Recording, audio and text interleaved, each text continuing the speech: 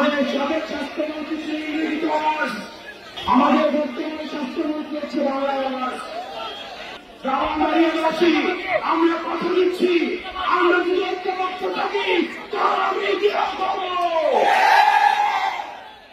আমরা যে জালিমের শাসন রয়েছে সেটির উঠে গিয়ে আমরা ইসলামের শাসন ব্যবস্থা নিশ্চিত করব। আপনাদেরকে সচেতন থাকতে হবে, সতর্ক থাকতে হবে। আপনারা দেখেছেন মাইস্কুলে যখন আকাঙ্ক্ষিত ঘটনাটি ঘটেছে, আমরা ভেবেছিলাম কৃষিভাবের পতন হয়েছে, কিন্তু আমরা দেখতে পেলাম মাইস্কুলের ঘটনাকে পুঁজি করে আবার আওয়ামী লীগ পরিবর্তিত হচ্ছে। আমাদের কৃষিভাগ বিরোধী প্রত্যেকটি রাজনৈতিক দলকে আহ্বান করব, বাংলাদেশের স্বার্থে, আপনার রাজনীতির স্বার্থে, বৃহৎ বাংলাদেশের স্বার্থে কৃষিভাগ বিরোধী প্রত্যেকটি রাজনৈতিক দলকে ঐক্যবদ্ধভাবে আওয়ামী লীগ পরিচালনা করতে হবে। আপনি রাস্তায় বের হন, আপনি বাসে চাপা মেরে মরবেন, আপনি হসপিটালে যান, চিকিৎসা অভাবে মারা যাবেন, আপনি বিমান দুর্ঘটনায় মারা যাবেন, লঞ্চ দুর্ঘটনায় মারা যাবেন। বাংলাদেশের একটি স্বাভাবিক মৃত্যুর নিশ্চয়কে রাস্তা আমাদেরকে দেওয়া হয়। আমরা একটা স্বাভাবিক মৃত্যুর নিশ্চয় চাই। এই রাষ্ট্রের কাছে অন্তর্বর্তীকালীন সরকারের কাছে আমরা চেয়েছিলাম একটা পুনর্গঠিত রাষ্ট্র ব্যবস্থা।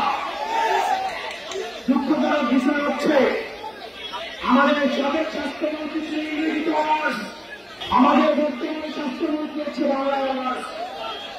অন্তর্বর্তীকালীন স্বাস্থ্য ব্যবস্থা কোনো নেওয়ার কথা ছিল না।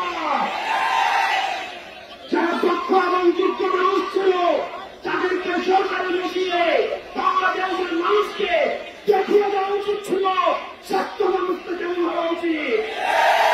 অত্যন্ত পরিকল্পনা বিষয় আমরা দেখেছি একটা ভঙ্গুর স্বাস্থ্য ব্যবস্থা, একটা অযোগ্য স্বাস্থ্য ব্যবস্থাকে দিয়ে এই স্বাস্থ্য ব্যবস্থা পরিচালনা করতে। বাংলাদেশে কিন্তু ডাক্তার ছিল অযোগ্যতা, অব্যবস্থাপনা, একটা ক্লাসিক এক্সাম্পল সেক্টর দিয়েও দেওয়া হয়েছে স্বাস্থ্য ব্যবস্থার মধ্যে দিয়ে। ব্রাহ্মণবাড়িয়াবাসী আমরা কথা দিচ্ছি, আমরা যদি ঐক্যবদ্ধ থাকি তাহলে আমি এগিয়ে পাবো। আমরা যে জালিমের শাসন রয়েছে সেটির উঠে গিয়ে আমরা ইসলামের শাসন ব্যবস্থা নিশ্চিত করব।